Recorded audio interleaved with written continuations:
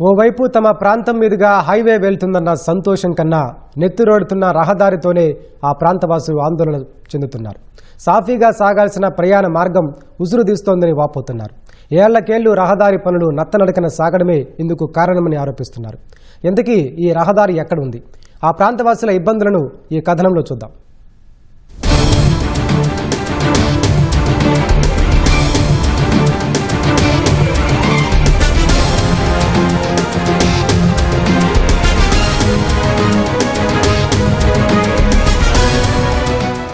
ఇది బాపట్ల జిల్లా చీరాల వద్ద నిర్మిస్తున్న 167A జాతీయ రహదారి. వాడరేవు పిడుగురాళ్ల రహదారి నిర్మాణంలో భాగంగా చిలకలూరిపేట వాడరేవు మధ్య దాదాపు 47 కిలోమీటర్ల పొడవున 4 వరుసల రహదారి నిర్మాణానికి కేంద్ర ప్రభుత్వం 825.76 కోట్లు కేటాయించింది. 2024 ఫిబ్రవరిలో పనులు ప్రారంభించారు. ఫిబ్రవరికి పూర్తి కావాల్సి ఉండగా ఇంకా జరుగుతూనే ఉన్నాయి. 3 నెలల క్రితం చీరాల విజయనగర కాలనీ వద్ద రైల్వే ట్రాక్ పై నుంచి రహదారి నిర్మించేందుకు పనులు ప్రారంభించారు. ఇప్పటి వరకు ఒకవైపు మాత్రమే సగం వరకు పూర్తి చేశారు. మరోవైపు నిర్మించాల్సి ఉంది. ఇందుకు మరింత సమయం పట్టే అవకాశం ఉంది. పర్చూరు సమీపాన కొన్నేళ్లుగా వంతెన నిర్మాణం నత్తనడకన సాగుతోంది. విషయం తెలియక వాహనదారులు శరవేగంగా వస్తూ ప్రమాదాలకు గురవుతున్నారు.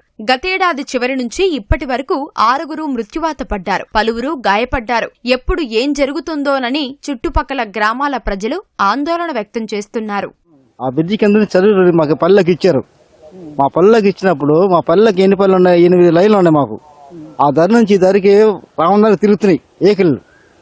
మా పిల్లలు వస్తా ఉంటారు మరి గుద్దేస్తారు. పరిస్థితి ఏంది? మొన్న 2 చచ్చిపోయారు, అలా చనిపోయారు. ఇది తొందరగా పూర్తి చేస్తే మాకు ఇబ్బంది రాకుండా ఉంటాయి ఏకిళ్ళు. అది పిడుగురాళ్ళ నుంచి వాటర్ వరకు రోడ్డు పడుతుంది, బైపాస్ రోడ్డు. అది పడతాం మాకు సంతోషంగా ఉంది. కానీ యాక్సిడెంట్లు అనేది విపరీతంగా జరుగుతున్నాయి. మా కాలనీ వాళ్ళే మొన్న 2 ఇది చనిపోవడం జరిగింది. కొంచెం తొందరగా నిర్మాణం అయిపోతే సంతోషకరంగా వాళ్ళు ఎటువల్ అటు వెళ్ళిపోతారు. ఏ రోడ్డు వాళ్ళు మాకు ఇబ్బంది ఉండదు. కాదు మాకు సర్వీస్ రోడ్డు కింద మా కాలనీ రోడ్డు ఉంది. ఆ కాలనీ రోడ్డుకి సర్వీస్ రోడ్డుకి తిప్పారు.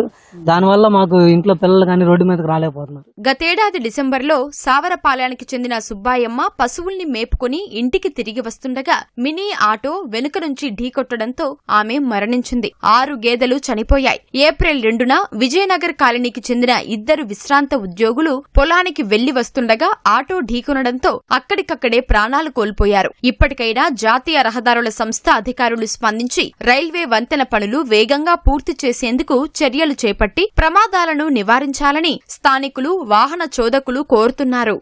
శని ఆదివారం అయితే వీకెండ్ వాళ్ళు చూసుకొని విపరీతంగా అసలు ఆ రోడ్డు కానీ కాలనీలో ఈ రోడ్డు అసలు ఆ రోడ్డు చూడండి ఒకసారి మీరు. ఆ వెహికల్స్ ద్వారా రోడ్డు ఎంత పిల్లలు దాటాలన్నా ఆదివారం శనివారం బయటికి రావాలన్నా చాలా భయం వస్తుంది. ఇటీవల ఒక నెల క్రితం 2 హైవే మీద ఉద్యోగస్తులు రిటైర్డ్ అయిపోయారు. 2 స్పాట్లో చనిపోయారు వాకింగ్కి వెళ్తా.